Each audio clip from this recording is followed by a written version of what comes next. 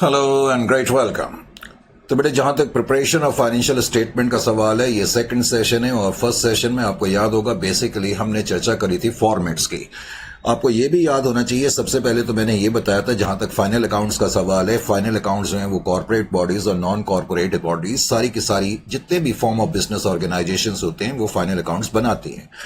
इससे पहले के लेवल पे आपने प्रोप्राइटरशिप और पार्टनरशिप के फाइनल अकाउंट्स बनाने सीखे हैं और अब आप देखेंगे कि कॉर्पोरेट बॉडीज के फाइनल अकाउंट कैसे बनाए जाते हैं। इसकी चर्चा भी हमने लास्ट सेशन में करी थी। मैंने ये भी बताया था जो कॉर्पोरेट बॉडीज हैं इंडिया में, बिकॉज दो सेट्स ऑफ अकाउंटिंग स्टैंडर्ड चल रहे हैं, तो जो corporate bodies end S follow करती हैं वो अपने फाइनल अकाउंट्स जो बनाती हैं डिवीजन 2 के हिसाब से बनाती हैं। डिवीजन 2 में जो फॉर्मेट्स हैं उनके हिसाब से उनको अपने फाइनल अकाउंट्स प्रिपेयर करने पड़ते हैं। लेकिन मैंने ये भी बताया था कि ये आपके कोर्स का पार्ट नहीं है, ये वाला हिस्सा। इसका मतलब आपके सिलेबस के मुताबिक और आपके कोर्स के मुताबिक आपने ये सीखना है कि ऐसी कॉर्पोरेट बॉडीज जो अकाउंटिंग स्टैंडर्ड्स को फॉलो करती हैं, जो अकाउंटिंग स्टैंडर्ड्स को फॉलो करती हैं, वो किस तरीके से अपने फाइनल अकाउंट्स को बनाएंगी। तो ये फाइनल अकाउंट बनाएंगी एज पर शेड्यूल 3, और शेड्यूल 3 में जो डिवीजन 1 है और जो डिवीजन 1 के अंदर फॉर्मेट्स हैं उनके हिसाब से इनको अपने फाइनल अकाउंट्स बनाने पड़ते हैं। ये लास्ट सेशन में बातचीत चली थी। मैंने ये भी बताया था कि जब हम फाइनेंशियल स्टेटमेंट की बात करते हैं तो फाइनेंशियल स्टेटमेंट का मतलब statement of profit and loss account, balance sheet, cash flow statement और नोट से है। उसके अलावा फिर मैंने आपको यह भी बताया था कि फॉर्मेट्स, तो बैलेंस शीट के फॉर्मेट्स हमने देखे थे। बैलेंस शीट के जहां तक फॉर्मेट का सवाल है डिवीजन 1 में, इक्विटी एंड लायबिलिटी साइड की जो ब्रॉड कैटेगरीज हैं, यानी कि जो मेजर कैटेगरीज है, नंबर 1 पे हम शेयर होल्डर्स फंड लिखते हैं। हालांकि नंबर 2 पे मैंने बातचीत करी थी share application money pending allotment, लेकिन ये तुम्हारी लेवल पे इसकी जरूरत नहीं है।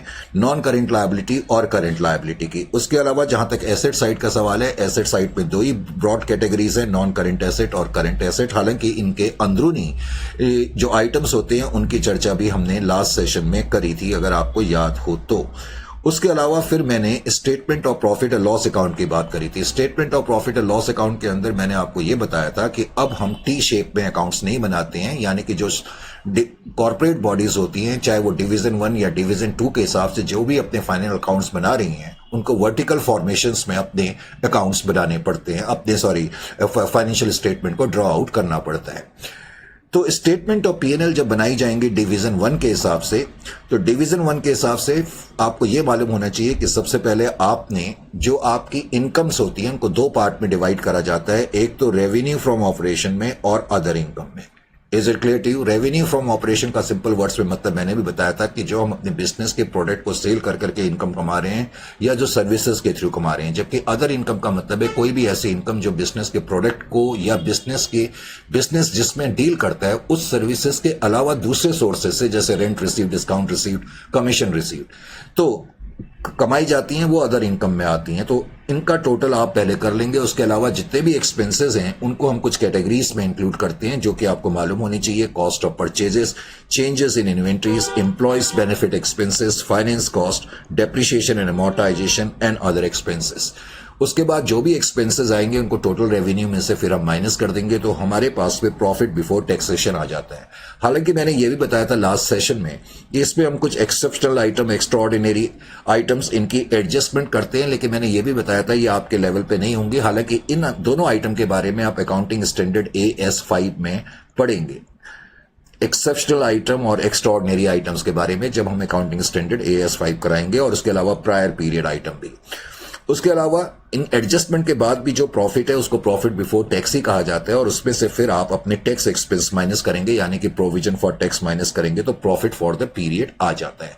प्रॉफिट फॉर द पीरियड जब हमारे पास आ जाता है, तो मैंने लास्ट सेशन में यह भी बताया था, वैसे तो शेड्यूल ये भी कहता है कि एक एंटिटी जब अपने फाइनल अकाउंट्स को बनाती है, और खास तौर से जब वो अपनी स्टेटमेंट ऑफ पीएनएल को बनाएगी, तो स्टेटमेंट ऑफ पीएनएल को बनाने के बाद अर्निंग पर शेयर भी कंप्यूट कर करके दिखाए। और मैंने ये भी बताया था अर्निंग पर शेयर के बारे में हम अकाउंटिंग स्टैंडर्ड AS20 में पढ़ेंगे कि किस तरीके से बेसिक अर्निंग और diluted earning per share compute करी जाती है। उसके अलावा फिर हमने इसके अंदरूनी आइटम देखे थे, जैसा मैंने आपको बताया था। अब मेन चीज क्या है, इससे पहले कि हम आगे बढ़े, थोड़ा सा मैं आपको याद दिलाने की कोशिश कर रहा हूं। इससे पहले हम लोग ट्रेडिंग अकाउंट बनाया करते थे, याद है आपको? 11th-12th में आपने बहुत बार ट्रेडिंग अकाउंट बनाया है, और फिर प्रॉफिट एंड लॉस अकाउंट आप बनाते थे। तो ट्रेडिंग अकाउंट बनाने के बाद आपके पास ग्रॉस प्रॉफिट आता था और प्रॉफिट एंड लॉस अकाउंट बनाने के बाद फाइनली जो आपके पास प्रॉफिट आता था उसको आप नेट प्रॉफिट कहते थे। और वैसे ये नेट प्रॉफिट जो होता है ये नेट प्रॉफिट आफ्टर टैक्स होता है।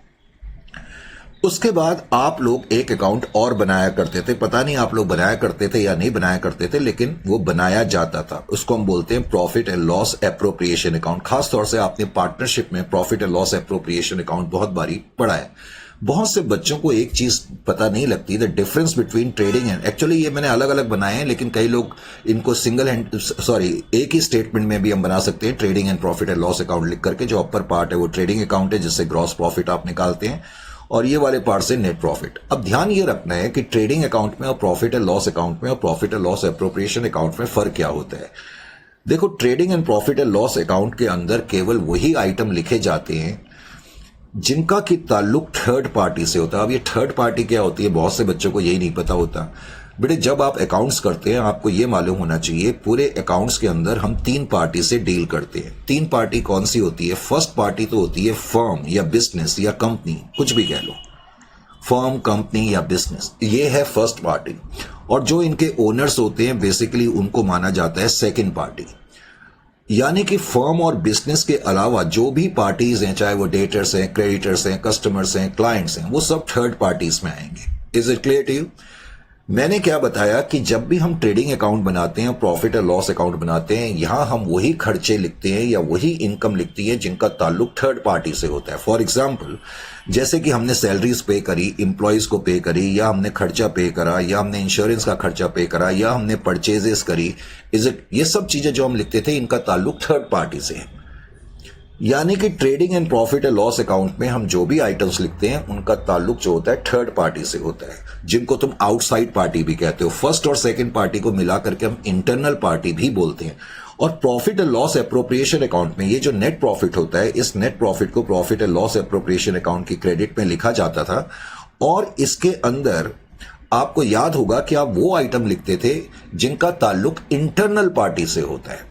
फॉर एग्जाम्पल, अगर मैं आपको क्लास 12th की बात करूं तो क्लास 12th में जब आप पार्टनरशिप अकाउंट बनाना सीखते थे तो आपने कई बार देखा होगा, खासतौर से जब आप फंडामेंटल्स नाम का चैप्टर करते थे, फंडामेंटल्स ऑफ पार्टनरशिप, जो पहला चैप्टर आपका होता था, उसमें आप यहां पार्टनर्स की सैलरी लिखा करते थे, पार्टनर्स का रिम्यूनरेशन लिखा करते थे। इस तरह के आइटम्स लिखते थे या नहीं लिखते थे?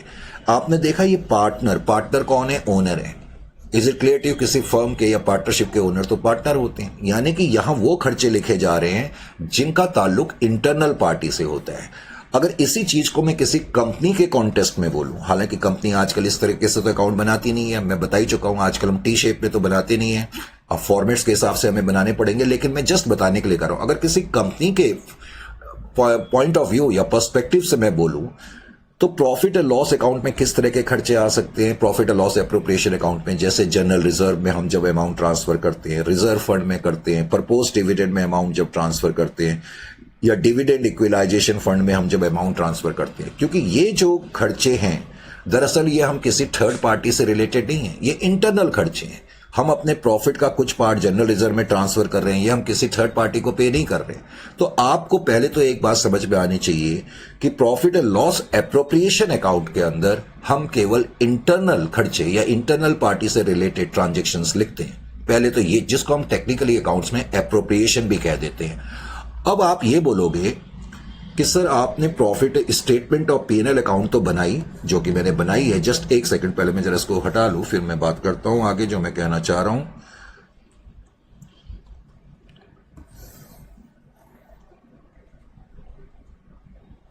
लीजिए जी, अब ध्यान ये रखना, जो हम ये स्टेटमेंट ऑफ P&L बनाते हैं, तो जो मैंने अभी आपको बना करके ये दिखाई, स्टेटमेंट ऑफ P&L जो है वो हमें कहां तक की इंफॉर्मेशन देती है? वो ट्रेडिंग अकाउंट और P&L अकाउंट तक की इंफॉर्मेशन दे रही है। अभी मैंने आपसे कहा कि ट्रेडिंग अकाउंट से ग्रॉस प्रॉफिट निकलता है और प्रॉफिट एंड लॉस अकाउंट बनाने के बाद हमारे पास प्रॉफिट आफ्टर टैक्स आता है। और मैंने ये कहा कि प्रॉफिट बिफोर टैक्स में से जब हम प्रोविजन फॉर टैक्स माइनस करते हैं तो हमारे पास प्रॉफिट फॉर द पीरियड आ जाता है। प्रॉफिट फॉर द पीरियड को हम नेट प्रॉफिट आफ्टर टैक्स भी कहते हैं। इसका मतलब ये जो स्टेटमेंट ऑफ P&L हम बना रहे हैं, करेक्ट, एज पर डिवीजन 1, ये कौन सी इंफॉर्मेशन को रिफ्लेक्ट कर रही है जो नॉर्मली इससे पहले हम ट्रेडिंग अकाउंट से और पीएनएल अकाउंट से निकालते थे। क्योंकि मैंने अभी आपको बताया कि पीएनएल अकाउंट से हमारे पास नेट प्रॉफिट आफ्टर टैक्स निकलता था और वही चीज इस तरीके से हम निकाल रहे हैं। लेकिन प्रॉब्लम यह है कि इससे पहले के लेवल पे हम लोगों ने पीएनएल एप्रोप्रिएशन भी बनाया है। तो पीएनएल एप्रोप्रिएशन के बारे में तो अभी तक हमने कोई चर्चा नहीं करी है। तो आपको समझना क्या होगा, स्टेटमेंट ऑफ पीएनएल जब आप बनाएंगे तो स्टेटमेंट ऑफ पीएनएल से आपका प्रॉफिट फॉर द पीरियड निकलेगा, जिसका इनडायरेक्टली मतलब होता है कि इस अकाउंटिंग ईयर के एंड तक आपने नेट प्रॉफिट आफ्टर टैक्स इतना कमाया। अब इसके बाद आपको एक चीज और बनानी पड़ेगी और वो चीज भी आप अपने नोट्स में बनाएंगे। Is it clear to you और नॉट? ध्यान ये रखना है कि वो आपने नोट्स में बनाना है। उसका कारण क्या है, क्योंकि ये जो मैं बना रहा हूं ये शेड्यूल के अंदर नहीं दिया हुआ है। तो ये हम एक तरीके से वर्किंग के थ्रू बनाएंगे ताकि समझने में भी आसानी हो। इसको हम बोलेंगे स्टेटमेंट ऑफ सरप्लस।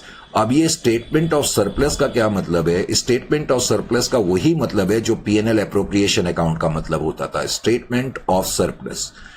तो आपको एक स्टेटमेंट ऑफ पीएनएल को बनाने के बाद जब आप स्टेटमेंट ऑफ पीएनएल बना लेंगे तो फिर आप एक स्टेटमेंट ऑफ सरप्लस बनाएंगे। स्टेटमेंट ऑफ पीएनएल से लास्ट आइटम जो हमारा प्रॉफिट फॉर द पीरियड निकला था, उस प्रॉफिट फॉर द पीरियड को सबसे पहले तो आपने यहां पर लिखना है, profit for the period, profit for the period, profit for the period, profit for the period पहले तो आप उसको लिख लेंगे। Is it clear to you? जो भी प्रॉफिट आपका स्टेटमेंट ऑफ पीएनएल से निकल आया है। अब उसके अलावा अगर क्वेश्चन में लिखा है कि हमने कुछ अमाउंट जनरल रिजर्व में ट्रांसफर करना है तो मैं जनरल रिजर्व में ट्रांसफर करूंगा, ये आइटम में स्टेटमेंट ऑफ सरप्लस में लिखूंगा। इसी तरह से अगर क्वेश्चन में लिखा है कि हमने कुछ अमाउंट डिविडेंड इक्विलाइजेशन फंड में ट्रांसफर करा, डिविडेंड इक्विलाइजेशन फंड, यानी कि इसके अंदर जो हम रिजर्व फंड में या किसी भी फंड में पैसा ट्रांसफर करते हैं वो चीजें इस स्टेटमेंट ऑफ सरप्लस के अंदर आएंगी, dividend equalisation fund. Is it clear to you और नॉट? या हमने कुछ प्रपोज डिविडेंड में पैसा ट्रांसफर करा तो वो चीजें इसके अंदर आएंगी। उसके बाद जो ये प्रॉफिट बच जाता है इसको हम बोलते हैं बैलेंस कैरी डाउन, और ये बैलेंस कैरी डाउन फिर बैलेंस शीट के अंदर रिजर्व एंड सरप्लस के आगे जो हम सरप्लस लिखते हैं, सरप्लस का मतलब प्रॉफिट एंड लॉस अकाउंट ही है, यानी कि इस साल हमारे प्रॉफिट एंड लॉस अकाउंट में इतना प्रॉफिट बच गया और ये हम बैलेंस शीट में रिफ्लेक्ट करेंगे। अब ध्यान ये रखना कि कभी कभी तुम्हें क्वेश्चन में मिलेगा ओपनिंग बैलेंस ऑफ पीएनएल, तो अगर कभी क्वेश्चन में ओपनिंग बैलेंस दिया होगा तो opening balance statement of surplus के अंदर आप बैलेंस ब्रॉट डाउन करके लिखेंगे। जैसे कि मैंने बताया, अब ये जो बैलेंस बच गया इस साल का, ये बैलेंस बच गया, जब मैं अगले साल स्टेटमेंट ऑफ सरप्लस बनाऊंगा तो ये बैलेंस कैरी डाउन जो है वो ओपनिंग बैलेंस के रूप में स्टेटमेंट ऑफ सरप्लस में आएगा।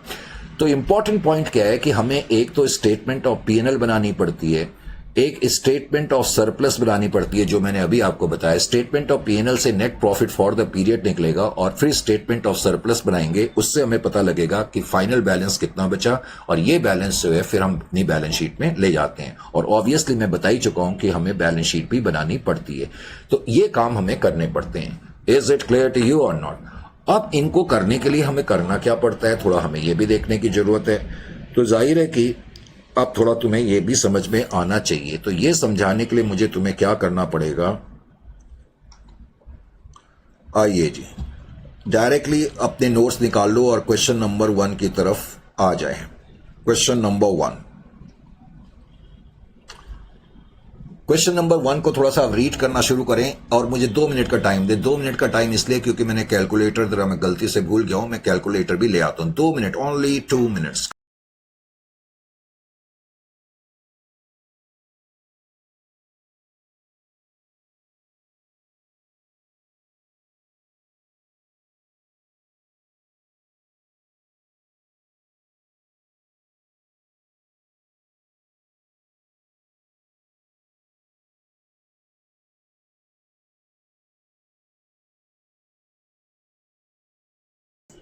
यस, तो मेरे ख्याल से मैंने 1 मिनट लिया, तो अब कैलकुलेटर मेरे पास है, ठीक है। तो now we can start this particular chapter. तो सबसे पहले सेक्शन 1 आप निकालें। आपको मालूम है कि हर चैप्टर को हमने सेक्शन वाइज डिवाइड करके रखा हुआ है। और क्वेश्चन नंबर 1.1 में आप देखें, हालांकि ये जो क्वेश्चंस है ना, इनको जो आजकल ये जिस सिस्टम के थ्रू हम रिकॉर्डिंग करते हैं, जो आजकल ये इलेक्ट्रॉनिक गैजेटरी आ गई है, अब इस तरह का चैप्टर इस तरह के सिस्टम में कराना बड़ा मुश्किल काम हो जाता है, करेक्ट। अब जिन दिनों हम वो नॉर्मल पेन से लिखते थे तो उसमें ये कराना थोड़ा आसान होता है हम लोगों के लिए, पर इस लेवल पे अब ये इलेक्ट्रॉनिक गैजेटरी के अंदर इस तरह का चैप्टर कराने में थोड़ी मुश्किलात हमारे लिए भी आती हैं, क्योंकि आपको मालूम है बहुत सारे फॉर्मेट्स होते हैं, क्वेश्चन भी आपको दिखाना है और उसका सॉल्यूशन भी करना है। खैर एनीवे, हम अपनी तरफ से पूरी कोशिश करेंगे कि आपको कोई प्रॉब्लम ना आए। कहता है following is the trial balance of 888 limited for the year ended 31/3/2022। आपको डेट यही रखनी है, चेंज करनी है तो बता दें, फिर फ्रेश डेट रखनी है तो फिर मैं 25 कर देता हूं, लेट अस से 31/3/25। आपने कहा तो मैंने मान लिया 31/3/25 या जो भी डेट है उसको छोड़ो। अब आपको ध्यान रखना होगा बैलेंस शीट के आइटम जो मैंने अभी तुम्हें बताया था, एसेट साइड को बेसिकली दो पार्ट में हम डिवाइड करते हैं, current asset non current asset में। और लायबिलिटी साइड में मैं आपको बता ही चुका हूं सबसे पहले हम क्या लिखते हैं, ये अब आपको अच्छी तरह से मालूम होना चाहिए। Share holders fund, share holder fund के अंदर मैंने बताया था दो चीजें होती हैं, शेयर कैपिटल और रिजर्व एंड सरप्लस। जो फर्स्ट कैटेगरी है वो अब शेयर होल्डर्स फंड होती है, उसके अंदर दो चीजें होती हैं। उसके बाद फिर आपको पता होना चाहिए नॉन करंट लायबिलिटी और करंट लायबिलिटी। इन चीजों को ध्यान में रखते हुए अब हम आगे बढ़ते हैं। पहला आइटम है goodwill, patent, copyright, trademarks and designs, correct. अब मुझे बताने की जरूरत नहीं है goodwill, patent, copyright, trademarks, design ये आइटम कहां पर आएंगे। आपको याद होगा जब मैंने बैलेंस शीट के बारे में लास्ट सेशन में चर्चा करी थी तो मैंने बैलेंस शीट में आपको यह बताया था, करेक्ट। बैलेंस शीट में मैंने आपको, पहले मैं एसेट साइड की बात बता रहा हूं, अब पहले तो हम लायबिलिटी साइड लिखते हैं लेकिन मैं जस्ट समझाने के लिए आपको बता रहा हूं। चलो मैं ऐसे लिख देता हूं एसेट साइड। तो मैंने आपको बताया था कि एसेट साइड के अंदर एक तो नॉन करंट एसेट्स होते हैं और नॉन करंट एसेट्स के अलावा करंट एसेट्स हमें लिखना पड़ता है। ये मैं एसेट साइड की बात बता रहा हूं, बनाना हमें वर्टिकल फॉर्मेट में ही है, लेकिन ये मुझे समझाना है तो मैं थोड़ा इस तरह से बता रहा हूं। नॉन करंट एसेट के अंदर मैंने आपको बताया था कि हम प्रॉपर्टी, प्लांट एंड इक्विपमेंट लिखते हैं। मैंने ये भी बताया था property, plant and equipment tangible भी हो सकते हैं और इनटेंजिबल, आईटी इनटेंजिबल भी हो सकते हैं। अब ये जो गुडविल, पेटेंट, कॉपीराइट और ट्रेडमार्क्स का आइटम आपको नजर आ रहा है 1,80,000 रुपीज, ये कहां आप लिखेंगे जब आप बैलेंस शीट बनाएंगे, तो बैलेंस शीट में इसको प्रॉपर्टी, प्लांट एंड इक्विपमेंट में इनटेंजिबल एसेट के आगे आप इस आइटम को लिखेंगे, ये आपको मालूम होना चाहिए। फिर computer and other equipment, computer and other equipment नाम का ये जो आइटम है मुझे बताने की जरूरत नहीं है, ये आप टेंजिबल, करेक्ट, यहां पर लिखेंगे बैलेंस शीट के अंदर। फिर लैंड एंड बिल्डिंग को भी आप टेंजिबल के अंदर ही लिखेंगे। अब उसके अलावा सन्ड्री डेटर्स दिया हुआ है, सन्ड्री डेटर्स क्या है, करंट एसेट है, तो ये आपने आइटम कहां लिखना है, करंट एसेट के अंदर लिखना है। बाद में मैं अभी बैलेंस शीट में आपको बताऊंगा, तो ऑब्वियसली ये मैं करंट एसेट के अंदर लिखूंगा। और करंट एसेट के अंदर भी आपको याद हो तो मैंने आपको बताया था ट्रेड रिसीवेबल, तो ट्रेड रिसीवेबल के आगे लिखेंगे। फिर क्वेश्चन में लिखा है ट्रेड एक्सपेंस, जर्नल एक्सपेंस और सन्ड्री एक्सपेंस। अब यहां पर थोड़ा सा आपको मालूम होना चाहिए, अभी अभी मैंने बातचीत भी करी थी और मैंने अभी अभी तुम्हें बताया था जब हम स्टेटमेंट ऑफ पीएनएल बनाएंगे तो स्टेटमेंट ऑफ पीएनएल के अंदर कुछ हेडिंग्स होती हैं जो कि मैंने अभी आपको बताई थी। एक तो revenue from operation, correct, revenue from operation, पहले ये हमारी इनकम के आइटम है। जो हमारी इनकम के आइटम होते हैं रेवेन्यू फ्रॉम ऑपरेशन और अदर इनकम होते हैं। उसके अलावा फिर हम एक्सपेंसेस लिखते हैं और एक्सपेंसेस की कुछ कैटेगरीज होती हैं जो मैंने अभी आपको बताई थी, जिसमें हम cost of raw material consumed, जिसको कॉस्ट ऑफ परचेसेस भी बोलते हैं। फिर changes in inventory, CII, changes in inventory अभी मैंने शॉर्ट में लिख दिया। फिर एम्प्लॉय बेनिफिट एक्सपेंसेस हम लिखते हैं और उसके अलावा फाइनेंस कॉस्ट लिखते हैं। फिर डेप्रिसिएशन लिखते हैं और फिर उसके अलावा अदर एक्सपेंसेस लिखते हैं। मैंने कहा था कि ये जो आइटम है ट्रेड एक्सपेंस को आप जनरल एक्सपेंस भी कह सकते हैं, सन्ड्री एक्सपेंसेस भी कह सकते हैं। अगर ये आइटम कभी दिया होगा तो इसको आपने कहां लिखना है, अदर एक्सपेंसेस की कैटेगरी के अंदर लिख देना है। Is it clear to you? फिर कैश एट बैंक दिया है, मुझे बताने की जरूरत नहीं है कि कैश एट बैंक जो है वो करंट एसेट है, तो इसको मैं करंट एसेट के अंदर लिखूंगा और of course cash and cash equivalent के आगे लिखूंगा। स्टाफ वेलफेयर का खर्चा जो है, स्टाफ वेलफेयर एक्सपेंसेस मैंने आपको बताया था एम्प्लॉय बेनिफिट के अंदर आएगा, तो एम्प्लॉय बेनिफिट के अंदर इस खर्चे को आपने लिखना है, स्टाफ वेलफेयर खर्चा। ओपनिंग स्टॉक, अब ये ओपनिंग स्टॉक की चर्चा मैं अभी अलग से करूंगा। वैसे आपको इतना तो मालूम ही है कि जब हम कल मैंने बताया था चेंजेस इन इन्वेंट्री, तो चेंजेस इन इन्वेंट्री के अंदर मैंने आपको बताया था चेंजेस इन इन्वेंट्री के अंदर क्लोजिंग स्टॉक ऑफ हम वर्क इन प्रोग्रेस और फिनिश स्टॉक, लिखते हैं और इसमें से ओपनिंग स्टॉक माइनस कर देते हैं। करेक्ट, ये हम कैसे करेंगे ये मैं बताऊंगा, लेकिन लिखेंगे इसको चेंजेस इन इन्वेंट्रीज के अंदर। अब इस क्वेश्चन में तो सिर्फ ओपनिंग स्टॉक लिखा, आप बोलोगे सर इस पे तो वर्क इन प्रोग्रेस भी नहीं लिखा, कुछ नहीं लिखा। हाँ, जब कुछ नहीं लिखा होगा तो आप मान के चलेंगे क्लोजिंग स्टॉक फिनिश्ड गुड्स का है, तो जो भी फिनिश्ड गुड्स का ओपनिंग स्टॉक है पहले आप उसको लिखेंगे, फिर बाद में क्लोजिंग स्टॉक की फिगर आपके पास आ जाएगी। इनका डिफरेंस नोट करना है, लेकिन आपको याद होना चाहिए, मैंने बताया था बहुत इंपॉर्टेंटली, क्लोजिंग स्टॉक अगर ज्यादा होता है तो इसका मतलब ये गेन है, और अगर ये गेन है तो मुझे इसको यहां नेगेटिव आइटम के रूप में लिखना पड़ेगा। मैंने बताया था क्यों, क्योंकि हम ये खर्चों को ऐड कर रहे हैं, यहां खर्चों की लिस्ट है ना, ये जो खर्चे हैं और खर्चों के अंदर हमें लिख रहे हैं। खर्चों के अंदर अगर कोई गेन है तो फिर वो नेगेटिव करके लिखना पड़ेगा, क्योंकि वो आपके खर्चों को कम करेगा। Is it clear to you? Closing stock की फिगर ज्यादा होगी तो इसका मतलब गेन होगा। तो अभी इसको कैसे लिखेंगे वो भी मैं बताऊंगा। 2 लाख। फिर बोनस टू एम्प्लॉइज, आपको याद होगा मैंने कल जब लिखाया था स्टाफ वेलफेयर खर्चे और बोनस, ये एम्प्लॉय बेनिफिट का पार्ट है, ये एम्प्लॉय बेनिफिट की कैटेगरी में, यानी कि स्टेटमेंट ऑफ पीएनएल में इसके अंदर लिखेंगे। इसके अंदर 2 खर्चे ऑलरेडी आ चुके हैं, स्टाफ वेलफेयर एक्सपेंस और क्या बोलते हैं bonus to employ. Calls in arrear, अब कॉल्स इन एरियर कभी क्वेश्चन में दी हो, कॉल्स इन एरियर आपको 10,000 रुपीज दिया हुआ है। कॉल्स इन एरियर जब आप बैलेंस शीट बनाएंगे, मैं पहले ही बता रहा हूं वर्टिकल फॉर्मेट में बनाना है, पहले इक्विटी एंड लायबिलिटी, उसके नीचे एसेट्स लिखेंगे। अब जो इक्विटी एंड लायबिलिटी के आइटम में मैंने बताया था सबसे पहले, उसके अंदर हम शेयर होल्डर्स फंड की मेन कैटेगरी होती है, उसके अंदर मैंने आपको बताया था हम शेयर कैपिटल लिखते हैं। तो शेयर कैपिटल का जो भी अमाउंट होगा उसमें से आप कॉल्स इन एरियर माइनस करके लिख देंगे। Is it clear to you? Calls in arrear इसमें से माइनस करके लिख देंगे। बिल्स रिसीवेबल मुझे बताने की जरूरत नहीं है, करंट एसेट में आएगा, करंट एसेट के अंदर भी ये ट्रेड रिसीवेबल के अंदर आएगा, तो ये भी मुझे बताने की जरूरत नहीं है। कैश इन हैंड तो आपको मालूम, उसके अलावा बैड डेब्ट्स है।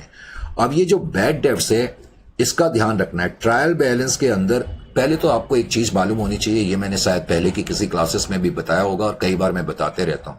बेटा ये फिगर्स क्या है, ये जो आपको दिया हुआ है ट्रायल बैलेंस दिया है। अकाउंट्स में जो ट्रायल बैलेंस होता है उसको स्टेटमेंट माना जाता है, जैसे bank reconciliation statement, balance sheet ये भी एक स्टेटमेंट होती है, ट्रायल बैलेंस भी स्टेटमेंट होती है। स्टेटमेंट का मतलब है ये एक पर्टिकुलर दिन की पोजीशन को दिखा रही है, जैसे 31/3/2025 को ट्रायल बैलेंस का मतलब है कि आपके लेजर अकाउंट्स में ये बैलेंसेस हैं। अब ये स्टेटमेंट है तो आपको एक मेन चीज क्या मालूम होनी चाहिए, स्टेटमेंट में जो मौजूद आइटम होते हैं उनकी पोस्टिंग हमेशा एक ही बार होती है। फॉर एग्जाम्पल अब ये ट्रायल बैलेंस के अंदर बैड डेट्स है, तो बैड डेट्स को सर कैसे दिखाएंगे? इससे पहले के लेवल पे जब आप टी शेप में बनाते थे तो अपने प्रॉफिट और लॉस अकाउंट की डेबिट साइड में लिख देते थे। अब हमने क्या करना है, ये अदर एक्सपेंसेस की कैटेगरी जो लास्ट कैटेगरी है इसके अंदर बैड डेट्स आप लिखेंगे। ट्रायल बैलेंस के अंदर जो बैड डेट्स दिए होंगे उसको आपने अदर एक्सपेंसेस की कैटेगरी के अंदर लिखना है। Is it clear to you? फिर कैश इन हैंड है, ये करंट एसेट है, करंट एसेट के अंदर भी मैंने आपको बताया था, करेक्ट। तो कैश एंड कैश इक्विवेलेंट में लिखेंगे। अब परचेजेस हैं, अब परचेजेस कैसे लिखेंगे? मैंने आपको यह बताया था जो हमारी एक्सपेंसेस की कैटेगरी है, सबसे पहला आइटम है कॉस्ट ऑफ रॉ मटेरियल, जिसको हम कॉस्ट ऑफ परचेजेस भी बोलते हैं। ये भी मैंने बताया था, cost of raw material consumed या कॉस्ट ऑफ परचेजेस, जो मर्जी लिखना है। और मैंने वैसे लास्ट क्लास में आपको ये बताया था कि ये हम कैसे कंप्यूट करते हैं। इसको कंप्यूट करने के लिए opening stock of raw material अगर कोई होगा तो हम वो लिखेंगे। परचेजेस, अब इस क्वेश्चन में परचेजेस तो गिवन है तो परचेजेस में लिख लूंगा। कोई closing stock of raw material होगा तो मैं माइनस कर दूंगा, और ये प्लस माइनस करने के बाद जो आएगा वो cost of raw material consumed या कॉस्ट ऑफ परचेजेस माना जाएगा। तो आपको समझ में ये आना चाहिए कि जो परचेजेस का अमाउंट है वो आपने cost of raw material consumed या कॉस्ट ऑफ परचेजेस की कैटेगरी में लिखना है एक्सपेंसेस के अंदर, करेक्ट। उसके अलावा इंटरेस्ट ऑन इन्वेस्टमेंट है। बताओ इंटरेस्ट ऑन इन्वेस्टमेंट कैसे मिली? मैंने कहीं इन्वेस्टमेंट करी है, वहां पे मुझे इंटरेस्ट मिला, तो ये अदर इनकम है। अभी अभी मैंने आपको बताया था कि हमारी इनकम के 2 मेन सोर्स होते हैं, revenue from operation and other income. तो अदर इनकम की कैटेगरी में हम इसको लिखेंगे, करेक्ट। तो परचेजेस तो ठीक है, मैंने बता ही दिया। इंटरेस्ट और ये इवन रेंट रिसीव्ड, जो रेंट रिसीव्ड है ये भी अदर इनकम की कैटेगरी में लिखा जाएगा। शेयर कैपिटल मैंने अभी आपको बताई थी, बैलेंस शीट के अंदर शेयर होल्डर फंड आइटम होता है, उसके अंदर ए जो शेयर कैपिटल है वहां लिखेंगे, इसमें से कॉल्स इन एरियर माइनस करेंगे। सेल्स रेवेन्यू फ्रॉम ऑपरेशन का पहला, ये जो मैंने यहां पर लिखा है रेवेन्यू फ्रॉम ऑपरेशन, तो सेल जो है आप यहां पर लिखेंगे। उसके अलावा फिर है सन्ड्री क्रेडिटर। सन्ड्री क्रेडिटर हमारी करंट लायबिलिटी है, मुझे बताने की जरूरत नहीं। करंट लायबिलिटी के अंदर भी ट्रेड पेबल्स के आगे सन्ड्री क्रेडिटर लिखा जाएगा। बिल्स पेबल भी करंट लायबिलिटी और ट्रेड पेबल्स के आगे लिखा जाएगा। परचेजेस रिटर्न है तो परचेजेस में से आप माइनस कर देंगे। अब बहुत से बच्चे कंफ्यूज करते हैं वेजेस एंड सैलरी को लेके। बेटे वेजेस एंड सैलरीज, अब वेजेस एंड सैलरी का जो खर्चा है इसको आपने कहां पर लेना है? वेजेस एंड सैलरी का जो खर्चा है unless and until otherwise stated, unless and until otherwise कहां चला गया, मैंने अभी यहां पर बनाया था, इसको आप अदर एक्सपेंसेस के अंदर लेंगे। वेजेस एंड सैलरी, अगर सिर्फ सैलरी जो मंगाना है तो वेजेस एंड सैलरी का अगर आइटम है तो वेजेस एंड सैलरी, अगर सिर्फ सैलरी लिखा होता, सैलरी टू एम्प्लॉय लिखा होता तो मैं एम्प्लॉय बेनिफिट एक्सपेंसेस में लेता, और वेजेस एंड सैलरी लिखा है तो इसको अदर एक्सपेंसेस की कैटेगरी में रखना है। करेक्ट, ये ध्यान रखना है। अच्छा जी, employee benefits payable short term, तो ये तो एम्प्लॉय बेनिफिट खर्चे हैं ही, चाहे लॉन्ग टर्म हो चाहे शॉर्ट टर्म हो, एम्प्लॉय से रिलेटेड खर्चा है। अब नीचे एडिशनल इंफॉर्मेशन दी हुई है। आपको मालूम है कि एडिशनल इंफॉर्मेशन की एक से ज्यादा बार जो है वो एंट्री करी जाती है या पोस्टिंग्स करी जाती हैं। अब क्लोजिंग स्टॉक दिया है, तो क्लोजिंग स्टॉक मैंने अभी आपको बताया था, जब मैं यहां पर चेंजेस इन स्टॉक फाइंड करूंगा तो अब मुझे पता लग गया कि क्लोजिंग स्टॉक की फिगर इतनी है और ओपनिंग स्टॉक की फिगर है, तो इनका जो डिफरेंस आएगा वो मैं इसके आगे लिख दूंगा। कैसे लिखूंगा अभी मैं आपको बताऊंगा। और फिर उसके अलावा क्लोजिंग स्टॉक बैलेंस शीट में भी आएगा करंट एसेट के अंदर। आपको मालूम है करंट एसेट के अंदर हम इन्वेंट्रीज लिखते हैं, तो इन्वेंट्रीज के आगे हम स्टॉक लिख देंगे। उसके अलावा टैक्स रेट 50% है, इसका क्या करेंगे ये मैं अभी आपको बताऊंगा। अब क्वेश्चन में नीचे लिखा है ट्रांसफर 10,000 टू जनरल रिजर्व और कह रहा है transfer 20,000 to dividend equalisation reserve. अभी मैंने आपको बताया था कि statement of profit and loss account बनाने के बाद आपको स्टेटमेंट ऑफ सरप्लस बनानी पड़ेगी, और स्टेटमेंट ऑफ सरप्लस अभी अभी मैंने बताया था स्टेटमेंट ऑफ पीएनएल से जो भी नेट प्रॉफिट आएगा उस नेट प्रॉफिट को हम यहां पर लिख देंगे, और ये जो ट्रांसफर टू जनरल रिजर्व है ये मैं यहां पर लिखूंगा। इसी तरह से transfer to dividend equalisation reserve मैं यहां पर लिखूंगा, लेकिन ये एडजस्टमेंट में दिए हुए हैं। तो एडजस्टमेंट में जो चीज दी होगी उसको हमें दो बार इनकॉर्पोरेट करना पड़ेगा, एडजस्ट करना पड़ेगा। तो एक बार तो हम यहां पर लिखेंगे, और उसके अलावा ये दोनों रिजर्व एंड सरप्लस का आइटम है बैलेंस शीट में, रिजर्व एंड सरप्लस के अंदर भी हम इसको दिखा देंगे। अब एक बड़ा पॉइंट है, होता क्या है कि कई बार कुछ चीजें आपके मॉड्यूल में लेटेस्ट एंगल के हिसाब से नहीं दिए, और ये बड़ा अनफॉर्चुनेट है। आप प्रोफेशनल लेवल का कोर्स बच्चों को पढ़ा रहे हैं तो आपकी कोशिश ये होनी चाहिए कि एज पर द लेटेस्ट रूल जो है चैप्टर्स ओरिएंटेड हों। खैर एनीवे, अब कभी भी क्वेश्चन में लिखा हो A final dividend of 5% was also declared. अब बहुत से बच्चे या बहुत से लोग बच्चों को गलत क्या पढ़ा देते हैं, पहले तो जो गलत पढ़ाया जाता है मैं उसको गलत ऐसे ही लिखते हैं ना, गलत। अब गलत क्या पढ़ा देते हैं कई लोग, वो बोलेंगे इसका ट्रीटमेंट बेटा ऐसे करो, ये जो शेयर कैप, क्योंकि डिविडेंड शेयर कैपिटल पे दिया जाता है, जो भी हमारी शेयर कैपिटल है उसका 5% कंप्यूट कर लो इनटू 5%, जो भी ये फिगर आ गई डिविडेंड की, तो इस तरह आपको पता लग जाएगा कि इतना फाइनल डिविडेंड दिया गया है या डिक्लेयर हुआ है। तो पढ़ाया क्या जाता है कि लोग ये बोल देंगे कि इसको स्टेटमेंट एंड सरप्लस में लिख लो और उसके अलावा बैलेंस शीट में भी लिख लो। लॉजिकली वो गलत नहीं है क्योंकि पहले रूल यही था, लेकिन अब तुम्हें मालूम है जितने भी हम ये फाइनल अकाउंट्स बना रहे हैं कंपनीज एक्ट 2013 के हिसाब से बना रहे हैं। करेक्ट, कंपनीज एक्ट 2013 के हिसाब से बना रहे हैं। और कंपनीज एक्ट 2013 के एक्ट में क्लियरली ये है कि प्रपोज डिविडेंड जो है should not be considered as liability. तो प्रपोज डिविडेंड को लायबिलिटी ट्रीट नहीं करना है। इसका मतलब ये हो गया कि ये जो फाइनल डिविडेंड 5% डिक्लेयर्ड है इसका मुझे कुछ नहीं करना। इसका मतलब, क्योंकि अगर मैं ऐसे ट्रीटमेंट करूंगा जैसा कि अभी मैंने बताया, जैसे बहुत से टीचर्स करा देते हैं या बहुत सी फैकल्टी गलती से करा देती हैं या कुछ तो इसलिए करा देती हैं, उनको मालूम है ये गलत है, लेकिन मॉड्यूल में तुम्हारे कुछ क्वेश्चंस में इस तरह से दिया हुआ है तो वो सोचते हैं मॉड्यूल के हिसाब से ही करा दें। अब जिसको तो मॉड्यूल के हिसाब से करना है तो वो क्या करेगा, शेयर कैपिटल इंटू 5% लिख लेना, और जो भी आपका डिविडेंड का अमाउंट आएगा एक बार तो आप क्या बोलते हैं स्टेटमेंट ऑफ सरप्लस में लिखेंगे प्रपोज डिविडेंड, और उसके बाद लायबिलिटी बैलेंस शीट में लायबिलिटी साइड में भी लिख देंगे करंट लायबिलिटी के अंदर। लेकिन मैंने कहा कि अब ऐसा नहीं करना है, आप ऐसा मत करना, क्योंकि जो आपके पेपर की चेकिंग होती है वो उन लोगों के द्वारा करी जाती है जो कि बहुत एक्सपर्ट्स होते हैं और जिनको लेटेस्ट क्या बोलते हैं रूल्स की पूरी जानकारी है। इसलिए बहुत से बच्चे सोचते हैं भाई मॉड्यूल में ऐसा दिया, मॉड्यूल के हिसाब से कर दें, लेकिन जो एग्जामिनर चेक कर रहा है वो तो लेटेस्ट रूल के हिसाब से करेगा ना, तो इसलिए ये गलती मत करना। तो मेरी एडवाइस यही है। अब रूल ये है कि कंपनीज एक्ट ये कहता है कि propose dividend should not be treated as liability. तो प्रपोज डिविडेंड ये लायबिलिटी नहीं है। Is it clear to you? Final dividend अभी हमने डिक्लेयर करा है, तो ये कोई लायबिलिटी नहीं है। तो because it is not a liability, तो समझना क्या है कि ये लायबिलिटी नहीं है, तो इसका कोई ट्रीटमेंट नहीं करना है, इग्नोर कर देना है और लिख भी देना it is not treated as, examination में एक नोट भी लिख देना कि as per companies act 2013 propose dividend should not be treated as liability. Is it clear to you? अब ये जो सारी चीजें मैंने बताई, अब मैं आपको इसके बारे में प्रॉपर्ली बताता हूं कि आपने प्रेजेंटेशन कैसे करनी है। सबसे पहले तो आप टाइटल लिखेंगे statement of profit and loss account of so and so company for the year ended, जो भी दिया हुआ है। ये स्टेटमेंट ऑफ P&L है, ये मैंने सॉल्यूशन में बना के रखा हुआ है। करेक्ट? अब आपको मालूम है, पहले आप इसके अंदर हेडिंग्स लिख लें। करेक्ट? ये आपने हेडिंग्स लिख ली, रेवेन्यू फ्रॉम ऑपरेशन आपको मालूम है, उसके अलावा अदर इनकम, ये तो आपकी इनकम के पार्ट है। फिर उसके अलावा फर्स्ट और सेकंड यानी कि रेवेन्यू फ्रॉम ऑपरेशन और अदर इनकम को हम ऐड कर देते हैं तो हमारे पास टोटल रेवेन्यू आ जाएगा। फिर उसके अलावा एक्सपेंसेस की कैटेगरी हमने लिखनी है और एक्सपेंसेस के अंदर कॉस्ट ऑफ परचेजेस आप लिखेंगे पहली heading A, B changes in inventory, C employ benefit expenses, फिर आपने लिखा फाइनेंस कॉस्ट, फिर आपने लिखा डेप्रिसिएशन और अदर एक्सपेंस। ये कैटेगरीज आपने लिख देनी है, लिख दी। उसके अलावा फिर इन सबका आप टोटल कर देंगे। यहां पे लिखेंगे फी, पहले तो टोटल करके यहां पे लिख दो ताकि ये एक्सपेंसेस का टोटल भी हम लिख सकें। उसके बाद फिर मैंने बताया था प्रॉफिट बिफोर टैक्स, जो ये मैं भी सिर्फ फॉर्मेशन की बात कर रहा हूं, मैंने कुछ और नहीं बताया।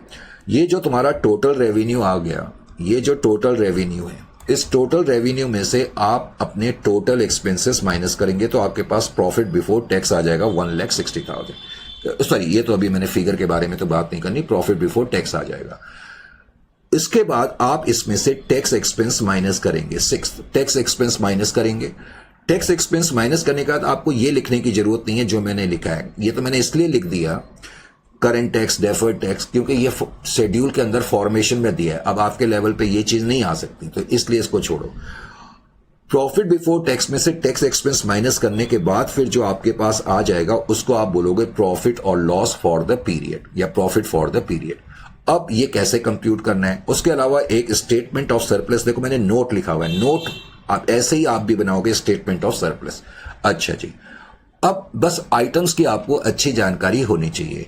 अब मैंने आपको यह बताया था, सबसे पहले गुडविल तो कहां आएगी ये भी आपको मालूम है, कंप्यूटर भी मैंने आपको बता दिया, लैंड एंड बिल्डिंग भी मैंने बताया, ये सब प्रॉपर्टी प्लांट एंड इक्विपमेंट के आइटम है, कुछ टेंजेबल है कुछ इंटेंजेबल है।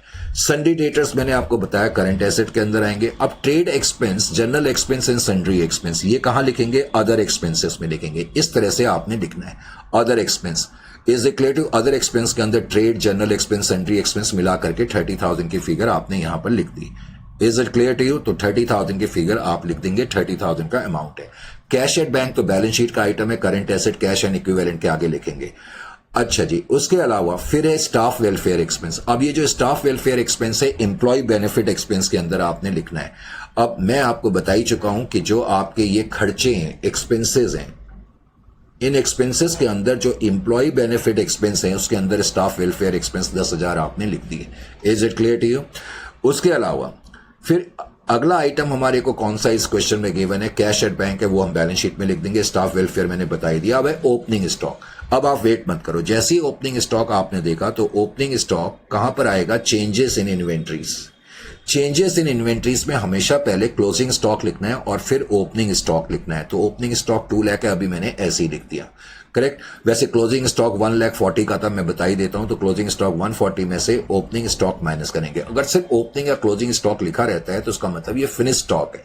तो फिनिश स्टॉक का क्लोजिंग स्टॉक 140 है, ओपनिंग स्टॉक 2 लाख है। बिकॉज क्लोजिंग स्टॉक, मैंने कहा क्लोजिंग स्टॉक में से ओपनिंग माइनस करना है। अब क्लोजिंग कम है, क्लोजिंग ज्यादा होता है तो इनकम होती है, क्लोजिंग कम है तो देखो अगर मैं क्लोजिंग में से 2 लाख माइनस करूं तो -60,000 आ रहा है। तो जब माइनस आएगा तो बाहर आप पॉजिटिव में लिखना। ये इंपॉर्टेंट पॉइंट है, बच्चों को कई बार ये चीजें समझ नहीं आती हैं।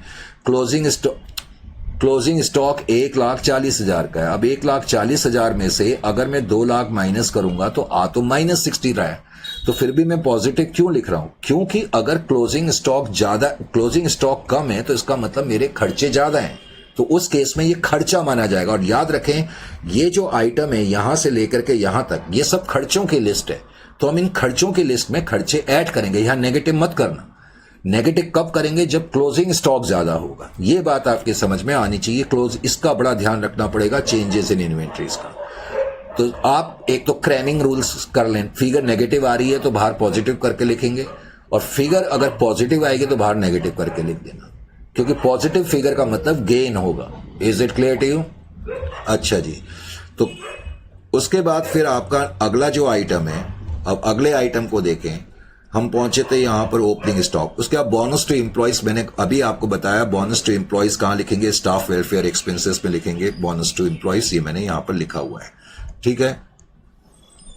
उसके अलावा फिर क्वेश्चन में यहां पर आपको क्या दिया हुआ है? क्वेश्चन में अगला आइटम आपको है जी कॉल्स इन एरियर, मैंने बता ही दिया। बैलेंस शीट हम बनाएंगे तो उसमें से शेयर कैपिटल में से माइनस करेंगे। बिल्स रिसीवेबल करंट एसेट में लिखेंगे। अब बैड डेब्ट्स, तो बैड डेब्ट्स कहां लिखना है? ये अदर एक्सपेंसेस की कैटेगरी में लिखना है। हम ट्रेड सन्ड्री एक्सपेंस तो लिख चुके हैं 30,000, अब बैड डेब्ट्स 4,000 के मैंने लिख दिए। उसके अलावा cash in hand balance sheet में आएगा परचेजेस। अब परचेजेस मैंने आपको बताया था, देखो यहां पर कॉस्ट, कोई opening stock of raw material तो है नहीं। वैसे अगर तो दिखाना चाहो तो ऐसे भी लिख सकते हो, कॉस्ट ऑफ परचेजेस, जैसे ये हेडिंग है तो इसके अंदर तुम ऐसे भी लिख सकते थे, opening stock of raw material nil plus purchases का अमाउंट है 6 लाख, लेस रिटर्न्स वैसे 10,000 के, less closing stock of raw material. तुम ऐसे भी दिखा सकते हो, लेकिन क्वेश्चन में ओपनिंग और closing stock of raw material नहीं है, तो इसलिए आप directly purchases minus purchases return कर करके भी दिखा सकते हैं। Is it clear to you? वैसे बेटर रहता है इस तरीके से दिखाना, तो खैर मैंने ऐसे लिख दिया। समझ में आ गया? अच्छा जी। उसके अलावा फिर क्वेश्चन में है इंटरेस्ट ऑन इन्वेस्टमेंट और रेंट रिसीव्ड, और मैंने बताया था दोनों अदर इनकम का पार्ट है। तो ये मेरी यहां पर मैंने रेवेन्यू फ्रॉम ऑपरेशन लिखा हुआ है, रेवेन्यू फ्रॉम ऑपरेशन के आगे अदर इनकम लिखा है। अदर इनकम में हम वो इनकम्स लिखते हैं जो बिजनेस के प्रोडक्ट को बेचने से नहीं है। Interest on investment, rent received मिला करके 22,000 की फिगर है। उसके अलावा फिर शेयर कैपिटल है, ऑब्वियसली शेयर कैपिटल में लिखेंगे सेल्स तो है ही हमारी रेवेन्यू फ्रॉम ऑपरेशन, अगर सेल्स रिटर्न होते तो मैं माइनस कर देता। फिर उसके अलावा सन्ड्री क्रेडिटर हैं और बिल्स पेबल है करंट लायबिलिटी। परचेज रिटर्न मैंने माइनस कर ही दिए हैं। वेजेस एंड सैलरी मैंने बताया था अदर एक्सपेंसेस में लिखेंगे, तो ये wages and salary other expenses में आपने लिख ली। तो आपने पहले इस तरह से फॉर्मेशंस बना लेनी है, उसके बाद आप आइटम को फिलअप करते जाएं। तो इसका मतलब ये नोट्स आपको अलग से बनाने की जरूरत नहीं है। ये नोट्स जो है आपको अलग से बनाने की जरूरत नहीं है, आप नोट्स मैंने यहीं पर बना दिए। ये डिटेल्स या पर्टिकुलर्स जो भी लिखना है, डिटेल्स, नोट्स, और ये अमाउंट का कॉलम है, statement of profit and loss account, correct. अच्छा जी, अभी हम यहां तक पहुंचे। फिर लास्ट में आइटम है employees benefit payable short term. तो शॉर्ट टर्म एम्प्लॉय बेनिफिट है, और शॉर्ट टर्म एम्प्लॉय बेनिफिट में क्या लिखा हुआ है? अच्छा, इसमें आगे आगे तो पढ़ा ही नहीं, मैं शॉर्ट टर्म ही तक ही पढ़ रहा हूं। एम्प्लॉय बेनिफिट शॉर्ट टर्म मैंने पढ़ा। एक्चुअली इसमें एक लाइन देखने वाली है, ये मैंने भी नहीं देखी थी अभी। एम्प्लॉय बेनिफिट पेबल लिखा हुआ है। एक्चुअली मैंने एम्प्लॉय बेनिफिट शॉर्ट टर्म पढ़ा, लेकिन ये पेबल लिखा है। पेबल का मतलब है ये आउटस्टैंडिंग है, तो ये आउटस्टैंडिंग है। तो आउटस्टैंडिंग खर्चे कहां दिखाते हैं? पहले तो ध्यान रखना है ये ट्रायल बैलेंस के अंदर दिया है। नॉर्मली तुम लोगों की आदत है कि आउटस्टैंडिंग एक्सपेंसेस अगर नीचे दिए होते हैं तो एक बार तुम ऐड करते हो और फिर बैलेंस शीट में दिखाते हो, लेकिन ये तो ट्रायल बैलेंस के अंदर है, और मैं बोल चुका हूं ट्रायल बैलेंस के अंदर आइटम की पोस्टिंग एक ही बार होगी, बिकॉज ये आउटस्टैंडिंग है। तो ये स्टेटमेंट ऑफ पीएनएल में तो आ नहीं सकता, क्योंकि ये लायबिलिटी है। इसको बैलेंस शीट पे हम बाद में दिखाएंगे, और बैलेंस शीट में हम शॉर्ट टर्म प्रोविजन, जो करंट लायबिलिटीज हम लिखते हैं, पहले तो ये करंट लायबिलिटी, और करंट लायबिलिटी के अंदर जो हम शॉर्ट टर्म प्रोविजंस लिखते हैं उसके अंदर इसको लिखा जाएगा। Is it clear to you? Closing stock में लिख ही चुका हूं। टैक्स रेट का मैंने बताया हम बाद में करेंगे, और ये चीजें स्टेटमेंट ऑफ सरप्लस में आ जाएंगी जो मैंने अभी बताया, स्टेटमेंट ऑफ सरप्लस। और वैसे मैं आपको दिखा भी देता हूं स्टेटमेंट ऑफ सरप्लस, ये मैंने यहां पर बनाई हुई है। अभी मैं सिर्फ ये बता रहा हूं, ये दोनों item transfer to general reserve और डिविडेंड इक्विलाइजेशन फंड, ये दोनों आइटम आप यहां लिखोगे और बैलेंस शीट में रिजर्व एंड सरप्लस में भी लिखोगे, करेक्ट। अच्छा जी, अब सारा काम तो पूरा हो गया, और मैंने कहा ये लाइन जो है आपने इग्नोर कर देनी है। Final dividend. और इसके बारे में जब इग्नोर करो तो नीचे नोट लिख देना कि as per companies act propose dividend should not be treated as current liability, it can be reflected by way of notes. अच्छा जी, अब आपने क्या करना है, सबसे पहले अब आपको यह समझना है जो सेल्स थी, रेवेन्यू फ्रॉम ऑपरेशन 9 लाख था और जो आपकी अदर इनकम थी वो 22,000 की है। तो आपने पहले तो ये टोटल कर ली 9,22,000। अब आप 1 बाय 1 अपने खर्चों को टैली कर लो। एक्सपेंसेस के अंदर कॉस्ट ऑफ परचेजेस 590 की है, क्लोजिंग स्टॉक 140 में से ओपनिंग स्टॉक माइनस करा तो माइनस 60,000 आ रहा है, लेकिन हमने पॉजिटिव करके लिखना है 60,000। किसी के नोट्स में अगर ठीक नहीं लिखा है तो ठीक कर लेना। कोई चीज मैंने यहाँ रेड पेन से लिखी है तो आपके हो सकता है नोट्स में वो चीज ठीक ना लिखी हो तो उसको ठीक कर लेना। एम्प्लॉय बेनिफिट एक्सपेंस के अंदर स्टाफ वेलफेयर एक्सपेंस 10,000 के हैं और बोनस टू एम्प्लॉय 8,000 का है, तो टोटल 18,000 का खर्चा है। Is it clear? अनफॉर्चुनेटली इस क्वेश्चन में कोई फाइनेंस कॉस्ट, इंटरेस्ट कॉस्ट वगैरह नहीं है, तो इसलिए ये मैंने नहीं लिखा। कोई डेप्रिसिएशन का खर्चा भी नहीं है। अदर एक्सपेंसेस के अंदर एक तो trade expense, general expense, sundry expense मिलाकर के 30,000 के थे, बैड डेट्स 4,000 के थे, वेजेस एंड सैलरी 60 के, तो टोटल 94,000 के। अब आपने इन सबको ऐड कर दिया खर्चों को, 7,62,000 की फिगर आ गई। 9,22,000 में से आप जो है इसको माइनस कर देंगे तो जाहिर है कि आपके पास फिर प्रॉफिट आ जाएगा। अब आपके पास जो प्रॉफिट आएगा वो 1,60,000 का प्रॉफिट आ गया, प्रॉफिट बिफोर टैक्स बोलेंगे। अब इसमें से मुझे टैक्स माइनस करना है, तो नीचे जो एडजस्टमेंट में दिया था टैक्स रेट, अब आप टैक्स 1,60,000 का 50% निकालेंगे, 80,000 है। अब ध्यान ये रखना, ये इंफॉर्मेशन नीचे दी थी तो इसको मुझे बाद में बैलेंस शीट में भी लिखना पड़ेगा प्रोविजन फॉर टैक्स के रूप में, और करंट लायबिलिटी के अंदर जो हम प्रोविजंस बनाते हैं वो उसमें हम लिखेंगे प्रोविजन फॉर टैक्स जो है ये हम बैलेंस शीट में भी लिखेंगे 80,000, और मेरा प्रॉफिट बच गया फॉर द पीरियड 80,000। अब मैं अपनी स्टेटमेंट ऑफ सरप्लस पे आऊंगा। स्टेटमेंट ऑफ सरप्लस, अब स्टेटमेंट ऑफ सरप्लस में सबसे पहले मुझे ओपनिंग बैलेंस लिखना है। ओपनिंग बैलेंस अनफॉर्चुनेटली नहीं है। सर ये कैसे लिखेंगे? अगर तुम्हें ट्रायल बैलेंस के अंदर लिखा होता P&L 10,000, 5,000, 50,000 तो हमेशा उसको स्टेटमेंट ऑफ सरप्लस में लिखना है, तो इस क्वेश्चन में नहीं था। अब ये जो प्रॉफिट फॉर द पीरियड आ गया, पहले आप ये लिखेंगे। अब आपने जो बिजनेस के इंटरनल अप्रोप्रिएशन है, मैंने बताया जनरल रिजर्व और डिविडेंड इक्विलाइजेशन, ये आपने माइनस करी तो बैलेंस कैरी डाउन 50,000 आ गया। अब ध्यान क्या रखना है, क्योंकि ये चीजें एडजस्टमेंट में थी तो ये दोनों तुम्हारी रिजर्व बैलेंस, अब देखो ये बैलेंस शीट है। अब बैलेंस शीट के अंदर मैंने बताया था रिजर्व एंड सरप्लस के अंदर ये रिजर्व एंड सरप्लस की कैटेगरी है, और जनरल रिजर्व और डिविडेंड इक्विलाइजेशन फंड में यहां लिखूंगा। और ये जो बैलेंस बच जाता है 50,000, ये हम बैलेंस शीट में लिख देंगे। P&L अकाउंट भी लिख सकते हैं या सरप्लस भी लिख सकते हो, इसको आप सरप्लस भी लिख सकते हो। Is it clear to you? तो इस तरीके से इसको यहां पर लिखा जाएगा। क्लियर है यहां तक? अच्छा जी, बस अब बैलेंस शीट में जो बचे हुए आइटम थे उनको आपने लिख देना है। फॉर एग्जांपल शेयर कैपिटल थी, देखो ये इक्विटी एंड लायबिलिटी साइड है। पहले शेयर होल्डर फंड के अंदर शेयर कैपिटल 5 लाख की थी, कॉल्स इन एरिया 10,000 माइनस करके 4,90,000 की फिगर आपने लिख दी। रिजर्व एंड सरप्लस 50, 10 और 20 80,000 के हैं। कोई अनफॉर्चुनेटली इस क्वेश्चन में नॉन करंट लायबिलिटी नहीं थी, इसलिए ये एरिया ब्लैंक पड़ा हुआ है। करेक्ट। करंट लायबिलिटी के अंदर मैंने बताया था वैसे तो 4 कैटेगरी होती है। देखो अगर तुम्हें थोड़ी कंफ्यूजन हो जाए कोई प्रॉब्लम नहीं, आप 4 कैटेगरी मत बनाए, एक ही कैटेगरी बना ले करंट लायबिलिटी, कम से कम उसके अंदर तो आप लिख लेंगे। अगर आप इन मेन कैटेगरी के अंदर सब कैटेगरी लिख सकते हैं तो ये अच्छी बात है। शॉर्ट टर्म बोरोइंग्स तो कोई नहीं है, लेकिन ट्रेड पेबल्स के अंदर मैंने बताया था क्रेडिटर्स 1,20,000 के 30,000 के थे तो 1,50,000। कोई अदर करंट लायबिलिटी जैसे बैंक ओवरड्राफ्ट वगैरह नहीं है क्वेश्चन में। Short term provision for tax, तो एक बार तो आपने, क्योंकि वो एडजस्टमेंट में दिया है, तो एक बार तो स्टेटमेंट ऑफ P&L में लिखा और इसको यहां पर भी लिखना है।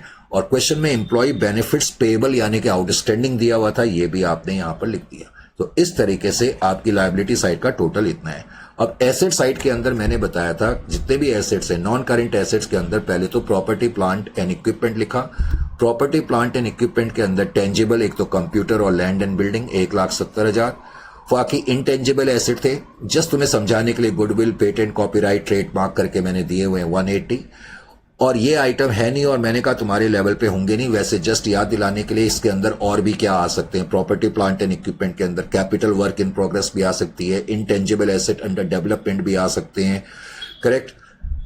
Tangible asset, intangible asset, capital work in progress, intangible asset under development, कोई नॉन करंट इन्वेस्टमेंट भी आ सकती है। मैंने वैसे डेफर्ड टैक्स हैं लेकिन मैंने बताया ये आपके लेवल पे नहीं आएंगे। उसके अलावा long term loans and advances और अदर करंट एसेट, लेकिन आपके लेवल पे केवल ये दो का आपने ख्याल करना है, प्रॉपर्टी प्लांट एंड इक्विपमेंट के अंदर टेंजेबल एंड इनटेंजेबल। उसके अलावा करंट एसेट के अंदर एक तो करंट इन्वेस्टमेंट होती है नहीं, इन्वेंट्रीज, स्टॉक, जो क्लोजिंग स्टॉक था 1,40,000 आप लिख देंगे। ट्रेड रिसेबल के अंदर जो डेटर्स और बिल्स रिसेबल थे वो आ जाएंगे। कैश एंड कैश इक्विवेलेंट के अंदर कैश इन हैंड और कैश एट बैंक 2,50,000 आ जाएगा। और वैसे कोई शॉर्ट टर्म लोन्स और अदर करंट एसेट होते तो मैं वो भी लिखता, पर है नहीं इस क्वेश्चन में, तो 8,80,000 आ जाएगा। मेन चीज आपके समझ में अब ये बात आ जानी चाहिए कि किस तरीके से हमने इसमें मूव करना होता है। ये थोड़ा सा मैंने कहा चैप्टर क्या है कि इस डिजिटल उसमें कराने में हमारे लिए प्रॉब्लम होती है, क्योंकि क्वेश्चन भी आपको दिखाना है और सॉल्यूशन के लिए फिर रास्ता बचता नहीं है, तो इसी तरीके से आपको ये समझाना पड़ेगा। बाकी मैंने यहां पर कुछ नोट्स लिखे हैं, नोट्स का क्या मतलब है ये भी मैं आपको बाद में जहां उनसे इसका रिलेशन होगा तब मैं आपको समझाऊंगा। अब उसके अलावा 1.2 की तरफ आते हैं। 1.2 trial balance of 007 limited as on 31/3/2021 is as follows. Correct. अब सबसे पहले तो आप बैलेंस शीट को ध्यान से देखें। बताओ शेयर कैपिटल कहां लिखेंगे। अब इतना तो आपको समझ में आ जाना चाहिए ना। मैंने बताया था शेयर होल्डर फंड के अंदर जो शेयर कैपिटल दी होती है कैटेगरी, उसके अंदर आपने इसको लिख देना है। Correct. 10% debenture, 10% debenture non current liability है, इसमें तो मुझे बताने की जरूरत ही, इतना तो पता है ना आपको, तो ठीक है। वैसे लॉन्ग टर्म बोरोइंग्स के अंदर इसको लिखते हैं, नहीं तो नॉन करंट लायबिलिटी की हेडिंग आप बना करके उसके अंदर दिखाएंगे। अब सैलरी का ताल्लुक जो है वो एम्प्लॉय बेनिफिट एक्सपेंसेस से है। एम्प्लॉय बेनिफिट एक्सपेंसेस के अंदर हम इसको लिखेंगे। बिल्डिंग्स जो है वो प्रॉपर्टी प्लांट एंड इक्विपमेंट के अंदर आपने लिखना है टेंजिबल। डिस्काउंट अलाउड, डिस्काउंट हमने दिया है तो इसको मैं कहां लिखूंगा, इसको मैं अदर एक्सपेंसेस में लिखूंगा। डिस्काउंट अलाउड जो है वो अदर एक्सपेंस में आएगा। प्लांट एंड मशीनरी क्या है, प्रॉपर्टी प्लांट एंड इक्विपमेंट के अंदर हम लिखेंगे बाद में। करेक्ट। उसके अलावा स्टॉक ओपनिंग दिया हुआ है, जो ओपनिंग स्टॉक है उसको हम चेंजेस इन इन्वेंट्रीज, जब बाद में हम चेंजेस इन इन्वेंट्रीज कंप्यूट करेंगे तो उसके अंदर मैं ओपनिंग स्टॉक की फिगर लिखूंगा। आपको मालूम है ट्रायल बैलेंस का आइटम की पोस्टिंग एक ही बार होती है। बुक डेब्ट्स, ये बैड डेब्ट्स नहीं है, बुक डेब्ट्स। बुक डेब्ट्स का मतलब डेटर से होता है। डेटर्स कहां लिखते हैं, करंट एसेट, और करंट एसेट के अंदर भी ट्रेड रिसेबल के आगे लिखते हैं। बिल्स पेबल कहां लिखते हैं, करंट लायबिलिटी। करंट लायबिलिटी में भी अगर आपको याद रहे तो ट्रेड पेबल के आगे लिखेंगे। जनरल एक्सपेंस मैंने अभी आपको बताया था अदर एक्सपेंसेस की कैटेगरी में आएगा, अदर एक्सपेंस की कैटेगरी में आएगा। सेल्स हमारा रेवेन्यू फ्रॉम ऑपरेशन है तो रेवेन्यू फ्रॉम ऑपरेशन में आप लिख देंगे। उसके अलावा रेंट पेड आप अदर एक्सपेंसेस में लिखेंगे। Rent paid. परचेजेस मैंने बताया था जो हमारी कैटेगरी है कॉस्ट ऑफ परचेजेस या रॉ मटेरियल कंज्यूम जिसको हम बोलते हैं, तो कॉस्ट ऑफ परचेजेस आप वहां पर लिखेंगे। कॉल्स इन एरियर्स माइनस करते हैं शेयर कैपिटल में से, 6,500 शेयर कैपिटल में से माइनस कर दी जाएगी। उसके अलावा आइटम दिया हुआ है वेजेस। वेजेस कहां लिखेंगे, अदर एक्सपेंसेस के अंदर लिखेंगे। ऑडिटर्स एक्सपेंस कहां लिखने हैं, ऑडिटर्स एक्सपेंस, ये भी अदर एक्सपेंस के अंदर लिखने हैं, other expenses. Cash in hand है, कैश इन हैंड कहां लिखेंगे, कैश इन हैंड की फिगर की बात बता रहा हूं। तो कैश इन हैंड कहां लिखा जाता है, बैलेंस शीट के अंदर करंट एसेट्स के अंदर लिखेंगे और कैश एंड कैश इक्विवेलेंट में लिखेंगे। कैरेज इनवर्ड क्वेश्चन में दिया हुआ है तो ये कहां लिखेंगे, अदर एक्सपेंसेस में लिखना है, अदर एक्सपेंसेस। बहुत से बच्चे गलती क्या करते हैं, कैरेज इनवर्ड को परचेजेस, यहां पर जो रॉ मटेरियल कंज्यूम्ड है उसको फाइंड करने में परचेजेस में ऐड कर देते हैं, लेकिन ऐसा नहीं है, इसको अदर एक्सपेंस में लिखना है। कैरेज इनवर्ड्स, आउटवर्ड होता तो अदर एक्सपेंस में लिख देते। सन्ड्री क्रेडिटर करंट लायबिलिटी के अंदर लिखेंगे। Cash at bank current asset में लिखेंगे। रिटर्न इनवर्ड सेल्स रिटर्न को कहते हैं तो ये माइनस करेंगे सेल्स में से। रिटर्न आउटवर्ड परचेजेस रिटर्न को कहते हैं तो ये परचेजेस में से माइनस कर देना। अब कह रहा है क्लोज, देखो अगर जैसे मैंने रेट से लिखा है तो ठीक कर लेना अपने नोट्स में। ये 31/3/2021 को क्लोजिंग स्टॉक 1,82,100 है। तो क्लोजिंग स्टॉक जो है वो नंबर 1, एक तो जब हम कॉस्ट ऑफ परचेजेस कंप्यूट करेंगे तब इसका यूज करेंगे, सॉरी चेंजेस इन इन्वेंट्रीज मैं यहीं पर लिख देता हूं। चेंजेस इन इन्वेंट्रीज जब हम कंप्यूट करेंगे तब इसका यूज करेंगे, नंबर 1। और नंबर 2 बाद में बैलेंस शीट में एसेट साइड में भी इसको लिखेंगे क्योंकि ये एडजस्टमेंट है। अब प्रोविजन फॉर टैक्स, जो भी हमारा प्रॉफिट बिफोर टैक्स आएगा उसका 30% टैक्स प्रोविजन होगा। एक तो स्टेटमेंट ऑफ पीएनएल में आएगा ही आएगा, उसके अलावा बैलेंस शीट में करंट लायबिलिटी के अंदर भी इसको लिखेंगे। तो ये दो ही एडजस्टमेंट है। तो अब इसको आप देख ही रहे हैं, सारी चीजें मैंने आपको बता दी, बस आपको ये बनाने का आर्ट आना चाहिए। पहले तो सबसे पहले आप ऐसे भी लिख लेना इनकम, उसके बाद revenue from operation other income. पहले आपने ये लिखना है, इनका टोटल भी करके लिख लो। फिर आप लिखो फॉर एक्सपेंसेस, और एक्सपेंसेस के अंदर जितनी भी कैटेगरी है, cost of purchases, changes in inventory, employee benefit expense, finance cost, depreciation and amortisation, other expenses, ये कैटेगरीज आपने बना ली। फिर इन एक्सपेंस का टोटल करने के लिए टोटल एक्सपेंसेस भी लिख लिया। उसके बाद आप लिख लें प्रॉफिट बिफोर टैक्स, फिर टैक्स एक्सपेंस और फिर प्रॉफिट फॉर द पीरियड। पहले इस तरह से आप बना लेंगे, बस अब फिलअप करना है।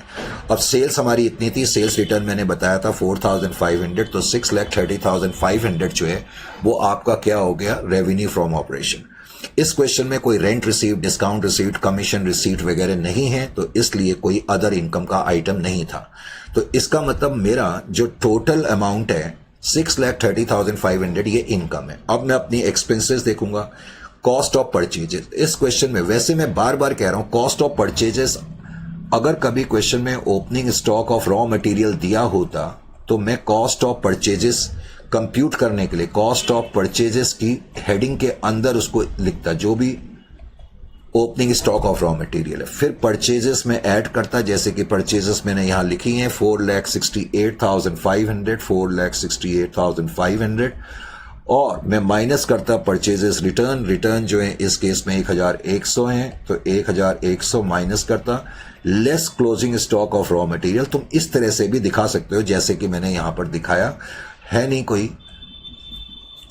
और जो भी ये फिगर आएगी फिर 4,67,400 आएगी, उसको तुम लिख दो। चेंजेस इन इन्वेंट्री, अब मैं बार बार कह के थक गया हूं, हमेशा पहले क्लोजिंग स्टॉक, जस्ट वेट, हमेशा पहले क्लोजिंग स्टॉक लिखना है। जो नीचे दिया था क्लोजिंग स्टॉक बैलेंस शीट में लिखना मत भूलना। फिर ओपनिंग स्टॉक 165, अब की बार क्लोजिंग स्टॉक ज्यादा है तो इसका मतलब ये इनकम है। बिकॉज ये इनकम है तो मैं इसको नेगेटिव क्यों कर रहा हूं, क्योंकि ये मेरे खर्चों को कम कर रही है, इसलिए मैं नेगेटिव कर करके यहां पर लिख रहा हूं। ये चीज आपको समझ में आनी चाहिए। एम्प्लॉय बेनिफिट एक्सपेंसेस के अंदर इसमें सिर्फ सैलरीज थी, कोई फाइनेंस कॉस्ट नहीं है, कोई डेप्रिसिएशन का खर्चा नहीं है। अब डिस्काउंट अलाउड 2,000 था क्वेश्चन में, जनरल एक्सपेंसेस 8,000 के थे, रेंट मैंने बताया 37,100, वेजेस भी मैंने बताया था 25,000, ऑडिटर्स एक्सपेंसेस या पेमेंट्स 1,900, और कैरेज इनवर्ड्स। बहुत से बच्चे गलती करते हैं कॉस्ट ऑफ परचेजेस कंप्यूट करने के लिए, समझ में आया, ये अदर एक्सपेंसेस के अंदर आएगा, कैरेज इनवर्ड, और चाहे आउटवर्ड होता वो भी यहीं पर आता, तो 82,500। अब इन खर्चों को आपने टोटल कर लिया। अब जब इन खर्चों को आपने टोटल कर लिया तो 6,30,500 में से आप 5,43,900 की फिगर माइनस करेंगे। अब क्या आ गया आपके पास, प्रॉफिट बिफोर टैक्स आ गया या नहीं आ गया, राइट सर। अब नीचे इंफॉर्मेशन दी थी 30% का टैक्स प्रोविजन बनाना है, 30% इसका कंप्यूट करा तो प्रोविजन फॉर टैक्स 25,980 है, ये करंट लायबिलिटी में भी लिखना मत भूलना, और प्रॉफिट फॉर द पीरियड 60,020 है। अब बताओ स्टेटमेंट ऑफ पीएनएल के बाद हमें क्या बनाना होता है, statement of surplus. Statement of surplus में ओपनिंग बैलेंस नील है, क्योंकि ट्रायल बैलेंस के अंदर कोई ये नहीं लिखा हुआ पीएनएल बैलेंस। अगर कभी ट्रायल बैलेंस के अंदर लिखा हो पीएनएल बैलेंस तो वो बैलेंस यहां लिख देना। अब प्रॉफिट फॉर द पीरियड 60,020 है, लेकिन इस क्वेश्चन में नीचे कोई इंफॉर्मेशन नहीं थी कि हमने जनरल रिजर्व में ट्रांसफर करा या रिजर्व फंड में ट्रांसफर करा या डिविडेंड इक्विलाइजेशन फंड में ट्रांसफर करा, तो इसका मतलब बैलेंस 60,020 है, क्योंकि हमने कुछ एप्रोप्रिएशन नहीं करी। अब ये जो बैलेंस है इसको बैलेंस शीट में रिजर्व एंड सरप्लस के अंदर लिखेंगे, प्रॉफिट एंड लॉस अकाउंट या सरप्लस जो भी लिखना है। अब आप अपनी बैलेंस शीट बनाएंगे। बैलेंस शीट में equity and liability side, equity and liability side में सबसे पहले तो शेयर होल्डर्स फंड, इस तरह से आप पहले हेडिंग बना लें, non current liability, current liability, उसके बाद फिर assets, non current asset, current asset. Heading बनाने के बाद अब शेयर कैपिटल ऐसे लिख सकते हो तो और भी अच्छी बात, authorise share capital, issued share capital 3 lakh है, correct. Calls in arrear 6,500 minus कर करके 2,93,500। फिर रिजर्व एंड सरप्लस के अंदर मैंने बताया जो ये स्टेटमेंट ऑफ सरप्लस का बैलेंस बचा है वो आपने यहां पर लिखना होता है। फिर नॉन करंट लायबिलिटी के अंदर आप देखो, अगर आपको ये इतनी सारी याद नहीं होती हैं, जैसे मैंने आपको बताया था long term borrowing, deferred tax liability, other long term borrowings and long term provision, अगर ये याद नहीं है कोई घबराने की जरूरत नहीं। आप सिर्फ नॉन करंट लायबिलिटी लिखें और उसके एटलीस्ट उसके आगे डिवेंचर लिख लें, that is more than sufficient at your level. Is it clear to you? आप सिर्फ डिवेंचर लिखें और नॉन करंट लायबिलिटी की मेन हेडिंग लिख लें और 50,000 डिवेंचर्स लिख लें, कोई प्रॉब्लम नहीं है। इसी तरह आप सिर्फ करंट लायबिलिटी की हेडिंग बनाएं। आप ये हेडिंग्स नहीं बनाना चाहते तो कोई प्रॉब्लम नहीं है। Short term borrowing, trade payable, other current liability, short term provisions. आप करंट लायबिलिटी के अंदर इतना तो आपको मालूम है ना कि बिल्स पेबल और सन्ड्री क्रेडिटर्स करंट लायबिलिटी के अंदर लिखते हैं, इतना तो मालूम होना चाहिए। और अगर ये याद रहे ट्रेड पेबल्स के आगे तो ट्रेड पेबल की हेडिंग बना देना, करेक्ट। अब कोई बैंक ओवरड्राफ्ट वगैरह नहीं है, नहीं तो मैं अदर करंट लायबिलिटी में लिखता।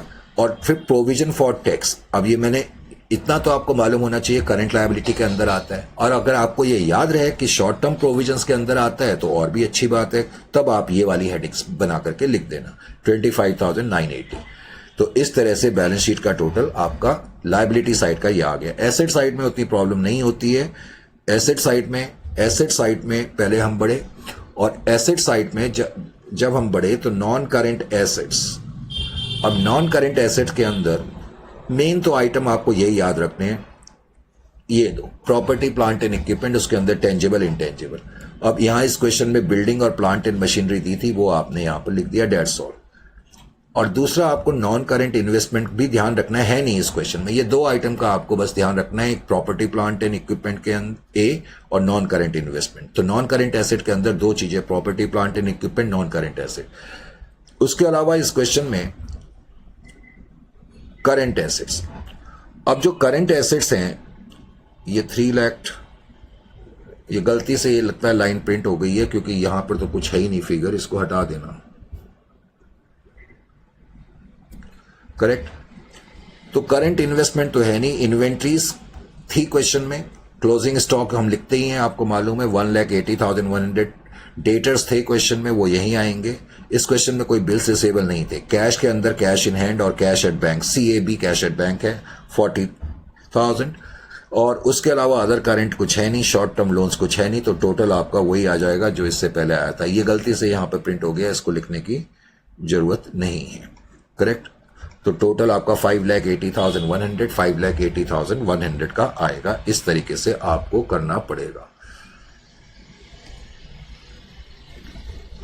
तो ये चीज आपको समझ में आ जानी चाहिए जो अभी तक हमने इस पर्टिकुलर चैप्टर में करा है। अब इससे पहले कि हम सेक्शन 2 की तरफ बढ़ें, और सेक्शन 2 को करने से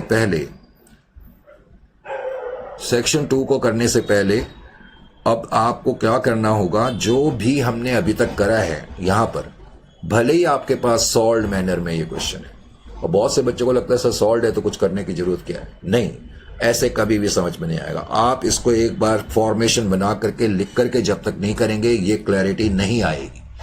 समझें इस बात को। तो आप पहले इन सब दोनों क्वेश्चन को ईमानदारी के साथ लिख करके करें, और फिर नेक्स्ट सेशन में हम इसकी चर्चा बदस्तूर जारी रखते हैं। मिलते हैं फिर नेक्स्ट सेशन में। टिल देन, टाइम टू से गुड बाय।